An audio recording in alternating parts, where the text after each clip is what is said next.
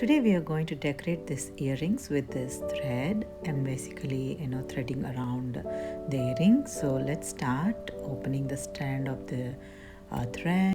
I took school glue and I just took a tiny dot of a school glue on the earring and I stuck the one corner and just hold it for a few seconds, so that will actually give like a nice adherence. And now I'm carefully rotating this thread around the earring.